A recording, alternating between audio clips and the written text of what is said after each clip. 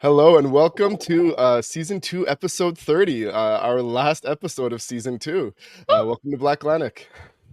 I'm so thrilled to be introducing this person who I've gotten to interview several times, Normand Hector, also known as Normani. We are going to get into his story today as the current only Black drag queen in New Brunswick. And if you're listening to this, make sure you follow on TikTok, Twitter, Instagram, LinkedIn, Threads. If it exists, we probably have it. We're so excited to jump into this conversation. Yeah, So let's don't forget, comment, subscribe, and like and follow.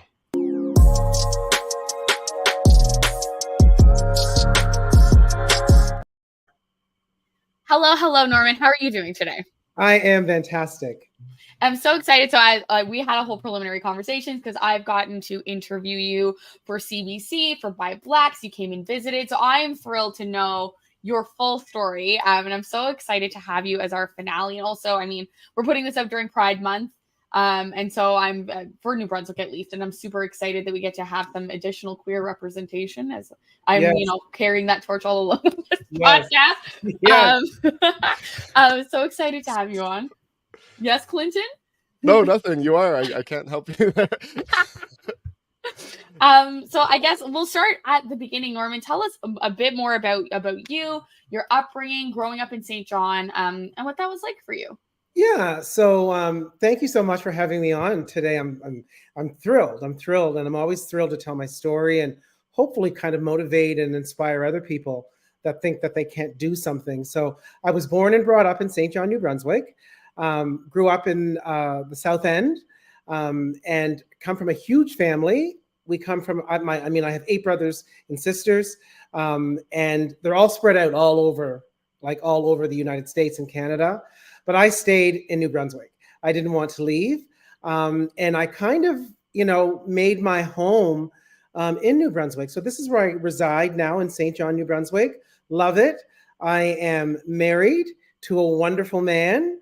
We just celebrated 30 years in February.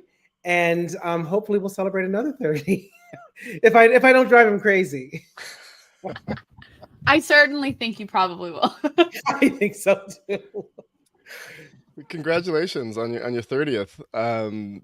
So spread out all over Canada and the States, or maybe just the States. And is your heritage? Are you one of the folks born in St. John who has like the lineage of hundreds of years? Did your family immigrate there over the past few generations? Okay, so you're yeah. So my uncle, who's my mother's brother, was Joseph Drummond.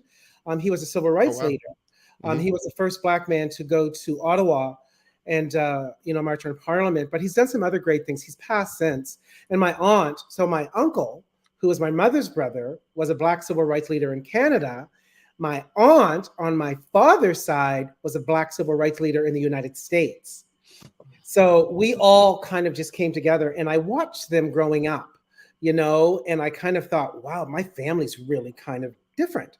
They bring so much heritage to the table. So my aunt, her name was Connie Timberlake, Dr. Timberlake. She kind of did our whole kind of roots of where we came from, where our family came from, and just how proud we should be as being Black Canadians. Mm-hmm. That's amazing. Oh, yeah. Both of us at the same time. That's amazing. I really like that history. I think that's great. And I'm curious, just because I get to already know all of the good tidbits of your story. Because we got to talk a little bit about Policy 713 before they had finally made all of the, in my opinion, abhorrent decisions that they made. We got to talk a little bit about like the realities of your upbringing as a gay Black youth in St. John in your schooling. And I'm just wondering if you'd be willing to share a little bit of what those realities were like in St. John I'll call it back in the day without giving it a timeline without dating. Like when that was. But Hillary, I spoke about this the other day because I was talking to my husband because somebody brought up the show Roots. Now, I don't know if you guys have ever heard about Roots with LeVar Burton. You've heard about Roots. It was like forced upon me at the age of 12 by my white mother. We are watching the movie version. And then I think coincidentally that next summer I went to my dad's and he was like, well, we're watching the show as a family. Like both parents, independent of speaking of each other, were like, it is time. you must watch Roots to Right. understand who you are.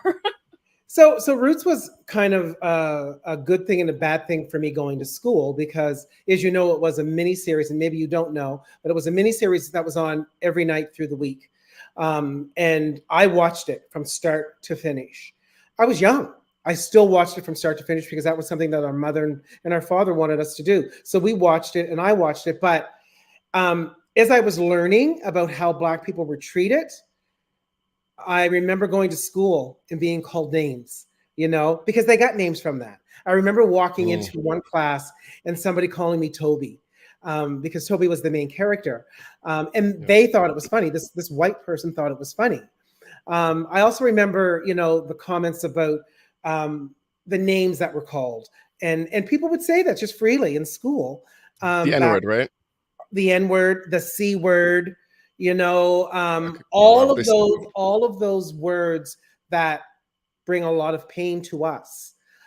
So even though we were learning, I would say, and I'm not painting every, white person with the same brush, but I can tell you that as a young white person, they saw that as another vehicle to take names and put them out there. Which was the exact opposite intent of a series like that. Right. And I will say, and I think you know this, that the kids still do say that in schools nowadays in 2023 in maybe I don't know if it's in St. John, but in Moncton, in Fredericton, definitely in rural areas, we hear reports about like it happening all the time. It's and as you know, Hillary, I do a lot of speaking across New Brunswick and across Canada. And I'm trying to make sure, because this is the one thing that I want to resonate with people because of what I went through growing up. And now listen, I had a strong mother and father. I mean, my mother was the strength. I also had strong brothers and sisters. But when you grow up Black, queer, okay, still not knowing your full identity, and you're still searching, you really don't know which way to turn. You're being called the N-word. You're being called the F word, meaning, the other word that is derogatory towards the queer community. And you really don't know which way to turn, So for me, I mean, I was kind of just trying to survive, growing up. And as this whole policy 713 was discussed, I wanted so bad for my generation to come out and speak about what it was like for them going to school and the things they didn't get. I didn't play sports, not because I didn't know how, but because I didn't feel comfortable joining any sports. I missed out on my prom because I knew that I didn't want to go because A, I was queer, B, I was Black, and I knew I might get bullied, So when you've got those two things up against you, you miss out on a lot in school. And you know what? I'm watching different shows now, and they're kind of making me emotional. I'm watching I just finished watching a show, and it was about two young boys that fell in love in school, and they're talking about their journey as they go through high school. And I just think of the things I missed because of the fear factor, because I was afraid to live. And I was afraid to live because I didn't have the support, that I so desperately needed. Out of curiosity, is it Heartstopper? 100%. Every queer person I know has talked to me about like crying through watching that and just feeling so emotional. And I haven't seen it, so I can't like fully relate. But from what I understand, a lot of my friends and a lot of the people in the community find the show just so sad. Because it resonates. It resonates with us. It resonates with people like myself and my husband. Because I said to my husband as we finished watching the series, I think of the things I didn't do that I should have done, but I was afraid to do. That's horrible. And can I ask, I didn't mean to devalue your experiences of being called the N-word in the 70s by saying that it's still being said now, but it was in the 70s that you were in high school? Like the 80s. What 80s? Okay, I looked up Roots quickly. I haven't seen the TV series you're talking about, but I saw that it came out in 1977. That's why I assume that. I've read the book, and I think they've remade it. Haven't they remade it more than once? Wasn't there a modern adaptation on TV done by CBC? Maybe, yeah. Maybe. But I didn't see LeVar Burton, and now I really want to. What was high school like for you? Because I mean, yeah, people called you Toby, and you had a fear of being bullied. But what was it really bad in the Um, 80s? Were you one of you're in St. John, so were there a lot of black people Yes. at your high school, or was it a primarily white high Well, it school? was primarily white. I mean, I had my close black friends that were very close to me, but I still. I mean, you have to remember, I wasn't comfortable in my own skin. For sure. So for me, growing up and thinking about the things I missed, I remember. I remember one time um, wanting to go to a dance, and I wanted to wear a certain outfit. And I questioned and pondered and questioned and pondered on whether or not I should wear that. I was going to be comfortable in the outfit. I knew it probably was going to be a little bit over the top. I didn't end up going to the dance because I knew I didn't want to have to bear the brunt of what was going to come at me. And I think the biggest regret about me going to school and me in school is me missing my prom. That's my biggest regret, is missing my prom, It because sucks. everybody loves that time. It But that's my sucks. biggest regret. Wow, because I mean, we all know that like all kids in high school, or most kids in high school, face these fears and they're apprehensive and they have the anxieties. Everyone has that, but to be have the added pressure of being, as you mentioned, black and queer in Mhm, St. John in the 80s, that's just like double the load on your shoulders. And mhm, I can't mhm. imagine what that must have felt like for you. And I didn't know my husband then. He was at a different Mhm. high school, you Yeah, know? Mhm. And we always joke around and say, well, if we had known each other, then maybe we wouldn't be where we are today as a couple. But I mean, he's such a tremendous support to me. And I mean, he's the love of my life.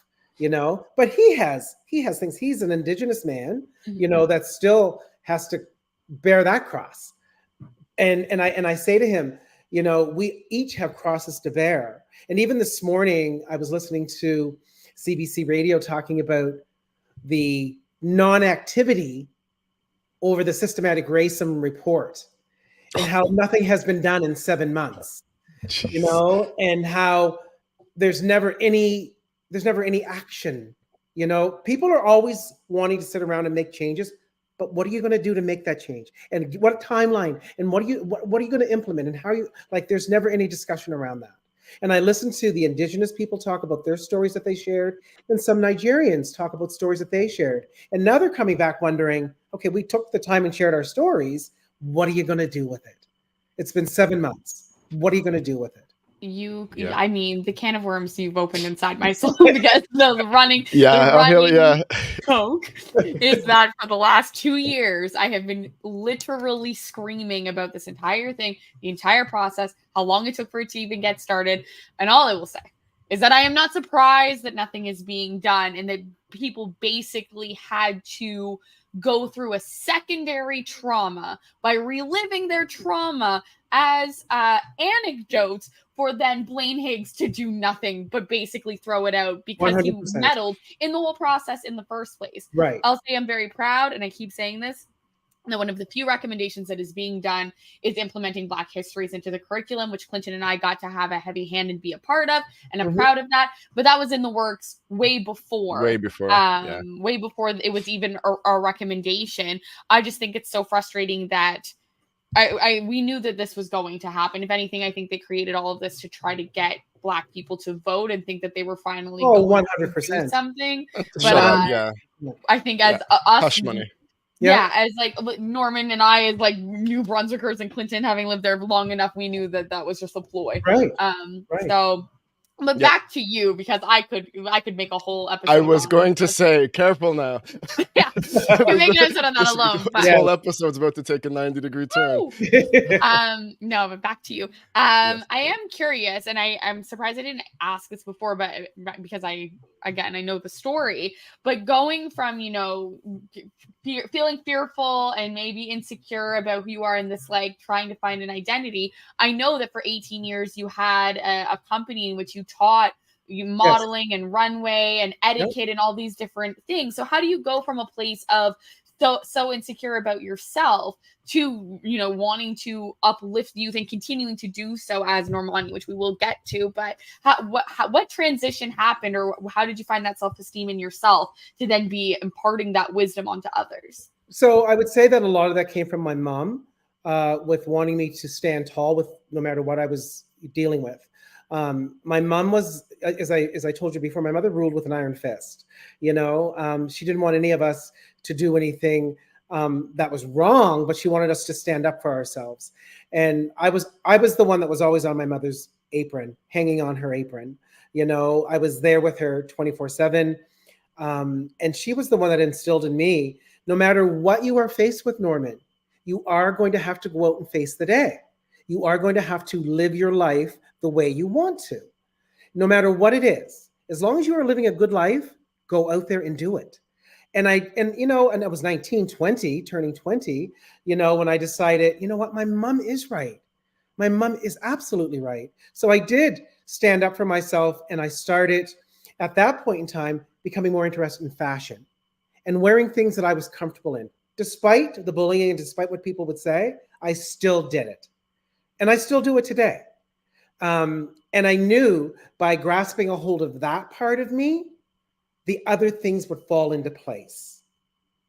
You know, because that's what happens. When you start feeling more comfortable in your own skin, you become stronger with who you are. And that's what happened to me. I started dressing differently. I started speaking differently. I even started involving myself in different things.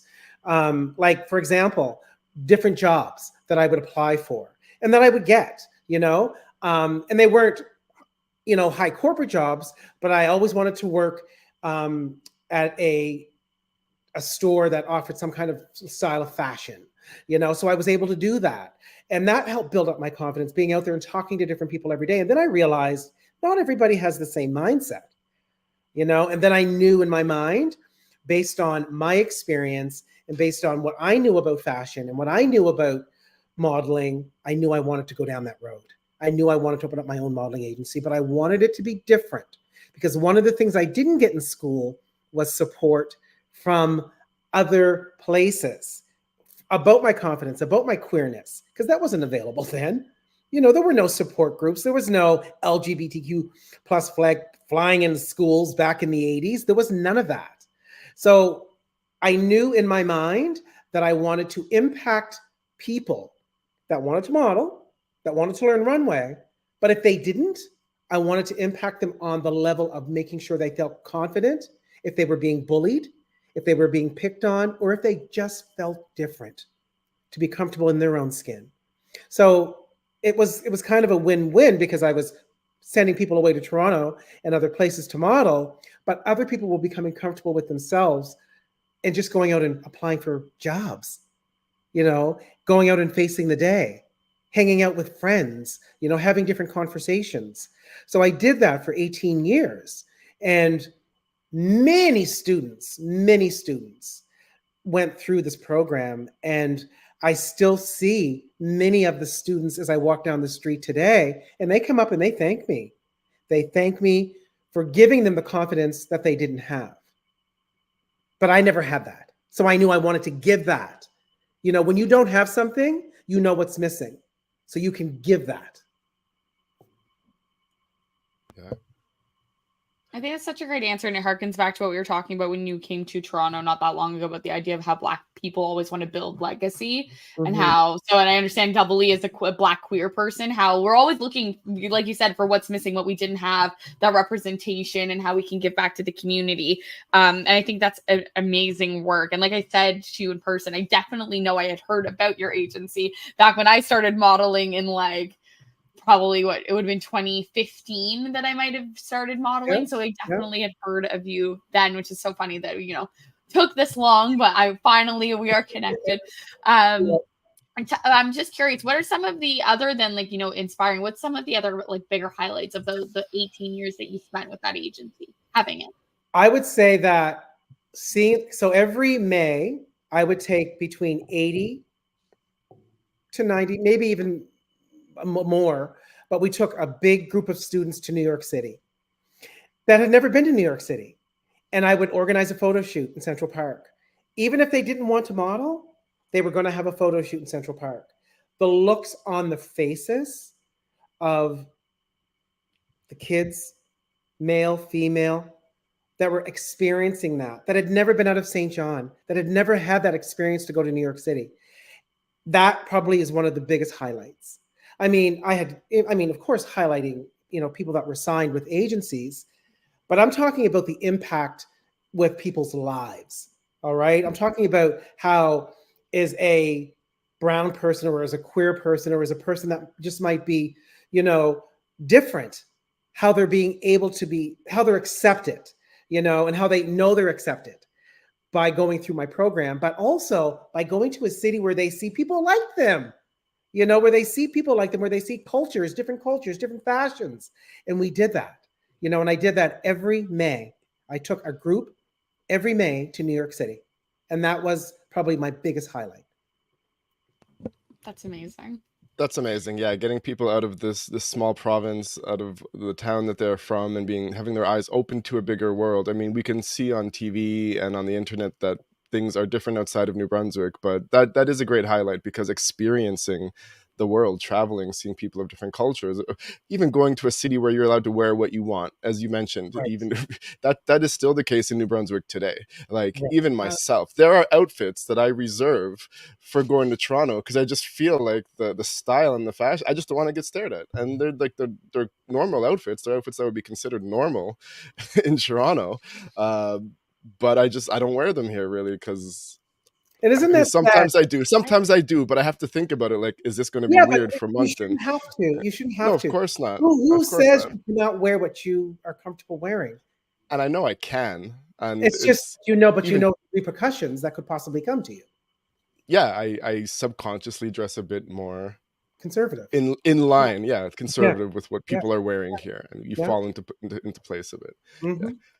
Yeah. So we've spent 20 minutes talking about all of the preliminary stuff, but let's get into Normani. Okay. Yes. And tell us how I know how long have you been thinking about becoming Normani and getting into drag, some of your inspiration, and how that start came to exist.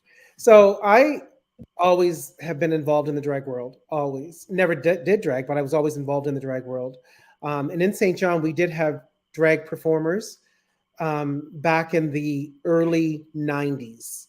All right. And I actually paid tribute to one of the performers at my recent show at Area 506, because he was coming and I really wanted to make sure that he knew that he was one of my inspirations, because I was watching him and I wanted to do that back in the 90s, but I didn't. So I had been wanting to do this for a long period of time. My very best friend that lives in Moncton, fabulous, doesn't do drag anymore, did it back in the 90s, was a fabulous drag performer of color. He blew my mind. And I watched him and I watched the others, performing, and I designed clothes for my black friend who did drag. And in my mind, I knew one day I was going to do it. I knew one day I was going to do it. I just didn't know when. And you know how things happen for you at the right time. They may not happen for you when they're supposed to, but they do happen for you at the right time. It's that whole motto that my mother would say: if it's for you, it will come to you. And drag wasn't for me is to perform at that time. However, I knew at the time when I said I was going to do it, it was my time. And it was. And this is what I say to anybody listening. If something that you truly want to do is not happening for you at that time, and you do want to do it, you have a passion, you have a love for it, don't think that it's impossible. It's just not the right time. The right time will present itself to you. And that's what happened to me. The right time presented itself to me. And that's why Normani is as big as Normani is today, because I waited. And yes, it's hard to wait. And yes, it's, you tell yourself a story. Am I ever going to get to do it? And, am I ever going to get to live my passion and live my dream? You will. Just wait for the right time. That's really inspiring. Story. Yeah, that's really inspiring. And I'm curious because I know that being Normani, you yourself have had a lot of public speaking engagements, and then also doing drag, you've had some public speaking engagements. And I know that we were talking about before the show, I've been waiting to ask for 25 minutes. You mentioned doing a public speaking engagement at the Dorchester Penitentiary. I did. I want to know if it was in drag or not. Okay. And I want to know like what you spoke about and how it was received. So I didn't do it in drag, but I always show them Normani and Norman in my slide presentation because Normani is part of me. Normani is who I am. Normani is a very big piece of who I am, you know, so I cannot. And how would it be that I'm talking and teaching people about self-confidence and self-esteem, being comfortable in your own skin, but I'm not comfortable about talking about Normani? Normani is known. And when people see me, they know that I am Normani. And if they don't know, I tell them. There's very few people that don't know when they meet me, but I tell them. So when I did that presentation for Dorchester, it was very much about Black history, about acceptance, about tolerance, about belonging, and about understanding the struggles that you have as a Black queer person that is different. That is different. You can't get any more different than me.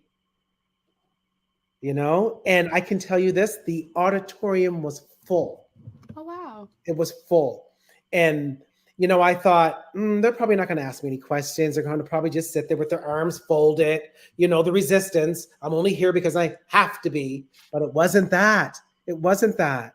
They were so welcoming and they asked so many great questions.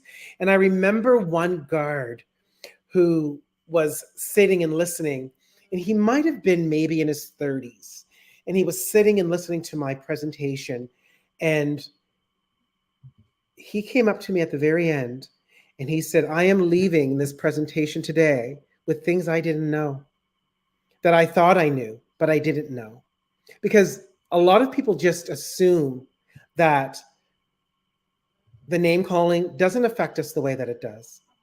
That not feeling that we belong doesn't affect us the way that it does. But it does. Because when I looked at all of them and I rubbed the color of my skin and I said, I am being called names. I was called names because of the color of my skin. I can't change that. But yet people find it so easily to call derogatory names over something I cannot change. This is how I was born. But yet those names hurt me to the core. And there wasn't what you could have heard a pin drop when I said that, because people would say that names don't hurt them. But guess what? That's why hockey players call those names on ice, because they know that they hurt. They hurt, you know? And that's why I'm now with Hockey New Brunswick, you know, and helping Hockey New Brunswick educate the players, the coaches, and the families.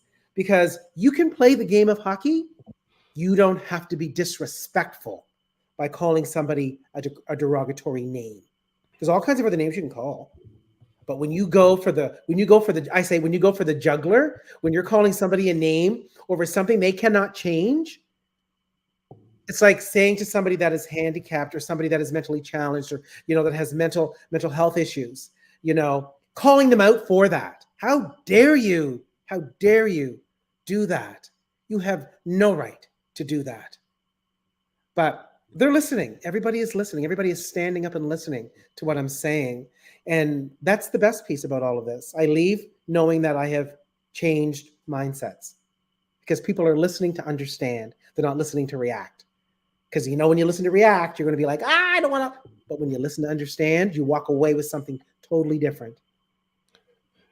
Yeah, I don't know who came up with that sticks and stones thing, because words can be very hurtful and they last a lifetime, right? Right. You might have gotten in a fight when you were a kid or young and gotten hurt, but there's things that were said to all of us as children that those are the things that stick in our head and replay in our head and paint a self-picture about who we are for the rest of our lives. And especially when it's about things that we cannot change, it can create a huge complex. And of course, trash talk is always going to be a part of sports, but I fully support and agree with the idea that, well, I'm not sure if that's what you're saying, that there should be no trash talk, but you don't trash talk about things about other people that they can't change Listen, about you can themselves. trash talk, because I remember meeting with some police officers and they said, Norman, do you have a list of names that I said, I have a full list of names that you can call that don't start with the N word, that don't start with the C word, that don't start with go back to your own country. Yep. Or woo, the indigenous derogatory comments. Those are totally unnecessary, and so disrespectful. Yeah. And Truly bad sportsmanship. and when I leave the presentations, it hits them, because I'm not soft and I don't candy coat things. I am who I am. When I walk in, I say, let's just throw it out on the table. My name is Normand Hector. I'm a queer Black man, and I'm also a drag queen. Oh, and by the way, I perform for the Sea Dogs in drag. So if you have a problem with that, you probably don't want to sit here and listen to what I'm going to say. But if you don't have a problem with it, then you're going to want to listen to what I have to say. Nobody leaves. I love I perform for the Sea Dogs. Right, in drag. And I have the clipping of the TSN in my presentation so that they can see, this is what I did in drag for the Sea Dogs at the Memorial Cup. Nobody was offended. Nobody walked away with calling me names. As a matter of fact, there was more cheering when I came out as Normani in my hometown than I had ever experienced in my life. The Sea Dogs are the local St. John team. Correct. Yes. How did that relationship with Hockey NB come to fruition? Did they approach you? Well, did they approach you, or did you approach them? So that is unique and amazing. So I didn't approach them. They approached me. Once I did, because when I was getting ready to do my performance as Normani for the Sea Dogs, I wanted to make sure everybody was going to be comfortable. And if they weren't, come to me. Tell me you're not comfortable with something, because right now in the hockey world, having a pride night, some people want to take part in it. Some people don't want to take part in it. It's against some people's religion. And I respect all of that. But if it's something that you do not want to take part in, then stay away from it. I'm not going to force what I am doing on anybody. Just stay away from it. So as I was going through the process of getting ready, I was asked to do a Sea Dogs game, I think about a year before, is Normani. I did it. Everybody loved it. I met with the Sea Dogs. I warmed up with the Sea Dogs. And I did that in drag because I wanted them to be comfortable with me, is Normani. So I thought the only way that they're going to be comfortable with me is for me to go warm up with them is Normani. So I did that in drag and they loved it. And mind you, they were playing some good music too, right? Warming up. So I did that. That went over so successfully that they asked me to come back again for the Memorial Cup. When I did the Memorial Cup, that's when things changed. That's when Hockey New Brunswick called me and said, and I have a very good friend who is a lawyer who was very involved with hockey. Very good friend. And he said, you need to be in front of some of these hockey teams. You need to be talking to these hockey teams because what you say will resonate with them.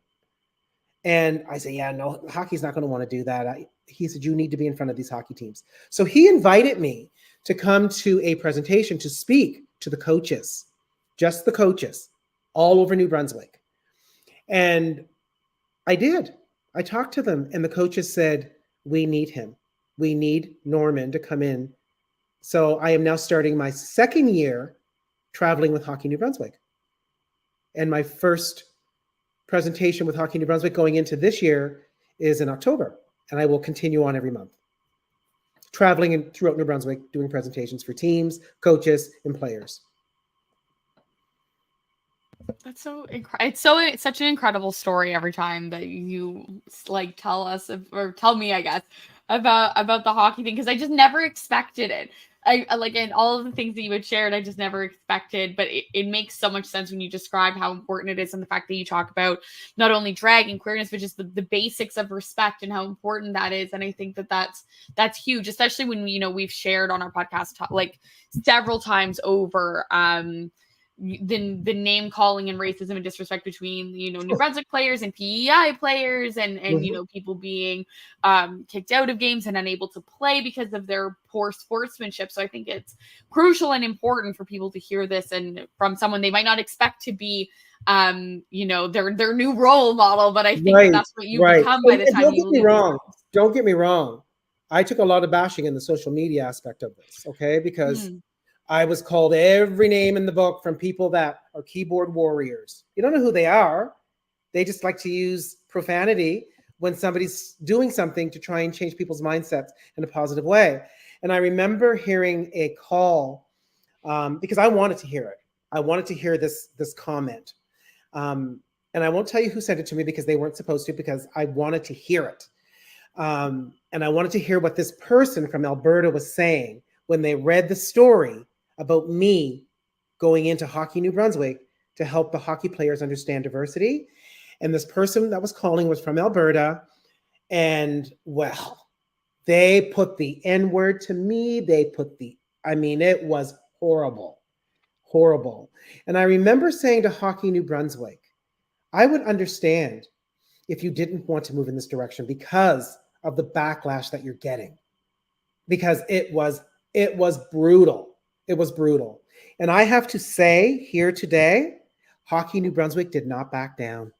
They did not back down.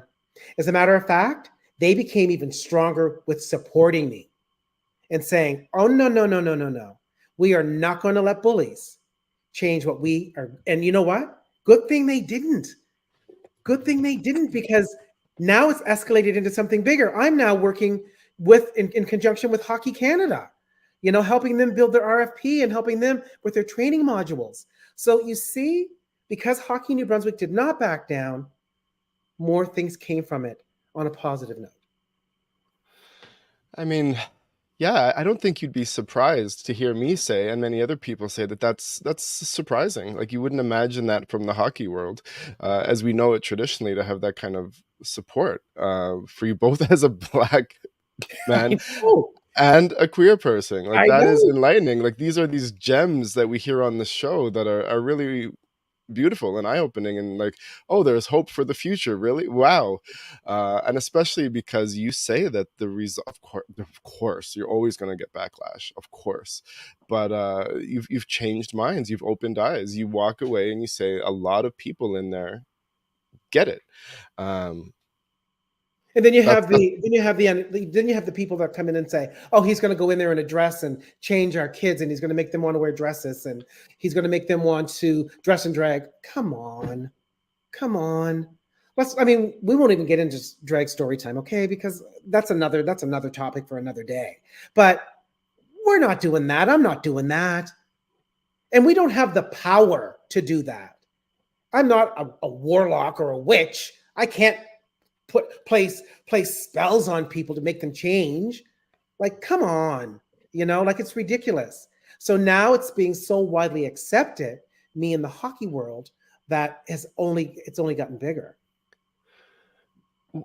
What is your main message when you do your public speaking? So you mentioned you start off, you mentioned you lay out the facts, who you are, or what you do, your drag, and that these words hurt.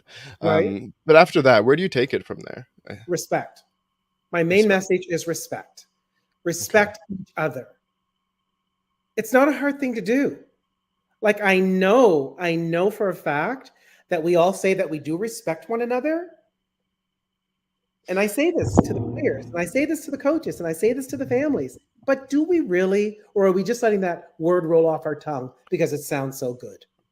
Or are we just biting our tongue and being intolerant? Right. And when I leave after every presentation, because my presentation usually lasts for about 45 minutes, the last 15 minutes are questions, but we always go over the 15 minutes because I have young players. I have U18 players, U16 players. I have female and male players asking me questions of things that they don't understand. And I always say to them, this is a safe space. If it's in your mind and you want to ask me, because I have been asked everything. I've heard it all. So ask me, because right now is your time to learn. And they ask. Cool. That's incredible. Cool. I want to ask too a little bit more about Normani and how that's been for you, because obviously, as we've discussed, you are currently the only Black drag queen in New Brunswick. And we've talked a little bit about what that's been like in the past, but how right now, I know from what I've gathered, there's quite a bit of success going on. You've been on demand throughout the summer. You've got stuff coming up in October. So tell us a little bit about how that's been for you recently.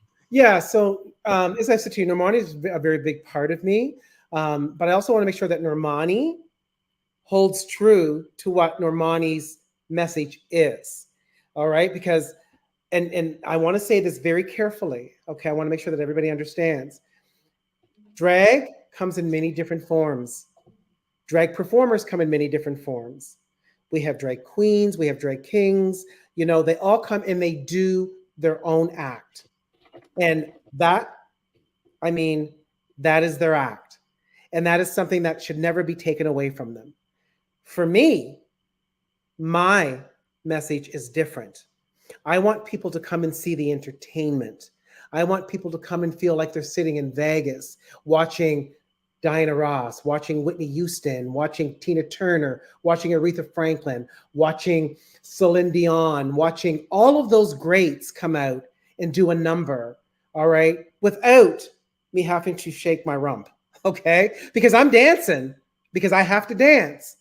But I keep it very G-rated, very G-rated. And that's why I feel I'm getting so many bookings for so many different venues. You know, the Algonquin Resort never, ever had a drag show. I was very happy to be the first drag performer, along with my sisters in drag, to go there and perform. You know, they just never would do it. I'm going back again in October for a private conference. So, and like I said to you before, drag comes in many different forms, and it can be rated differently depending on the performer and depending on the venue. You might see a drag performer in a bar. They might be saying something that might be a little off-colored, might be a little, you know where I'm going. You know where I'm going. But I don't. I want every man, woman, child, uncle, aunt, grandparent to sit there and leave feeling refreshed, leave feeling motivated, leave feeling like they've just seen something that they'd never seen before and they want to see it again.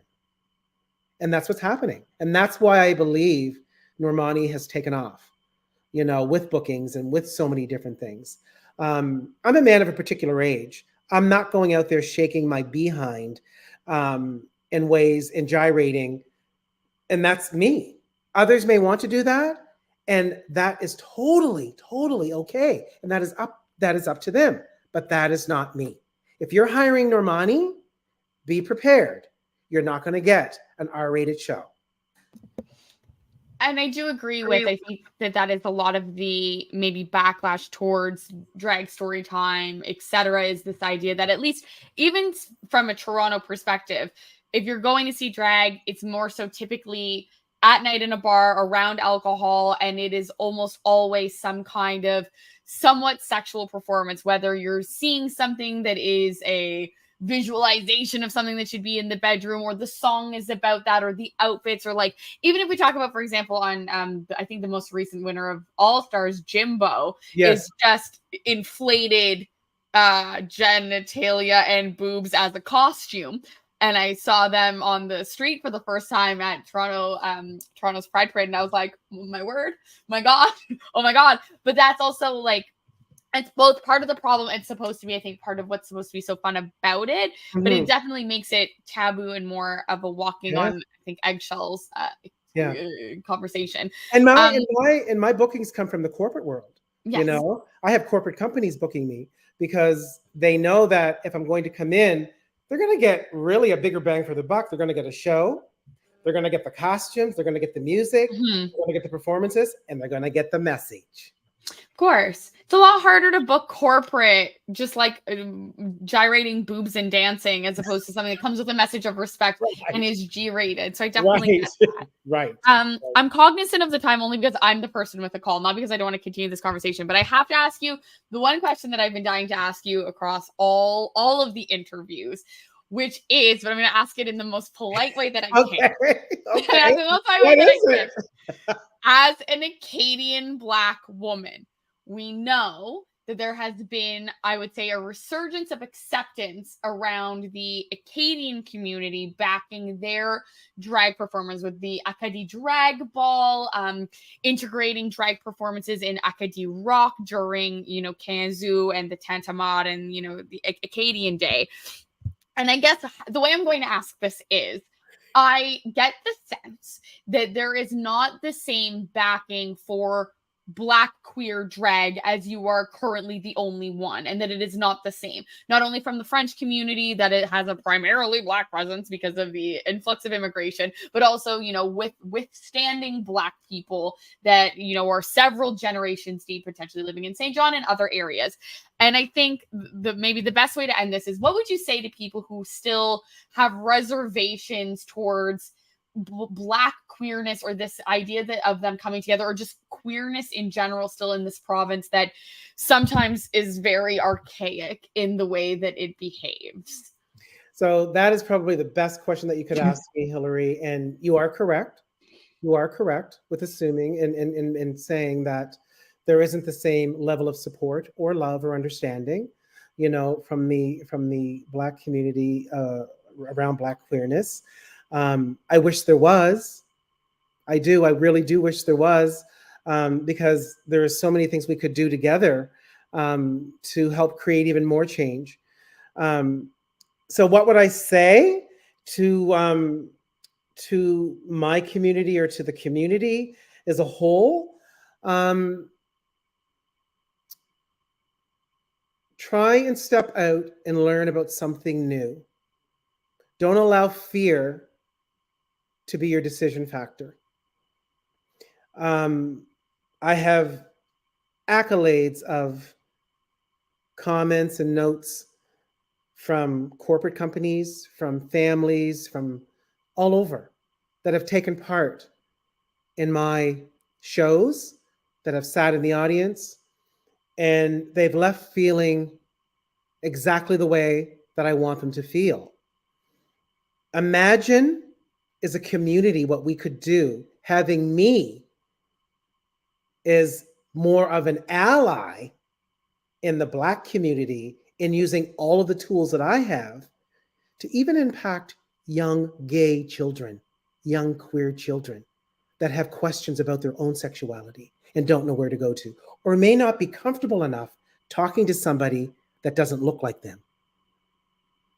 So there's so much power in what I do. You need to tap into it.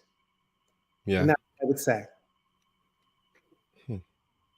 Thank you. Thank you very much for that perfect, PC, unenraging to the French community answer. Yeah. And as an Acadian, I give my thumbs up to the response as well from both sides. Thank you so much. Yeah. Clinton, anything else? No, it's been insightful. We learn from every episode. We learn from every guest we have. I've learned a lot today, and it's been really great to meet you and hear your story. Well, there's not a day that I don't wake up and don't thank the powers to be above for the opportunities that I've been presented in this life that I'm living. Because I'm still living in St. John, and I'm still doing exactly what I want to do, is Normand Hector and is Normani. Who gets to say that? Who gets to say that? Not too many people. Yeah. Amazing. Thank you so much for coming on the show. I could talk to you for hours and hours and hours, and I do get to every once in a while, which is very lovely. I get to be spoiled and get to see you when you come visit. Yes. Thank you so much for coming on. If anyone wants to find more about you, or book, who should they contact? Where should they reach out? So I am signed with an agency through Halifax, and it's called Limelight. So they could reach out to Limelight, or they could reach out to me directly. Normand Hector or Normani performer. I'm all over social media. You can punch my name in Google. You'll get all kinds of stuff about Normani, and you'll get all kinds of stuff about my drag.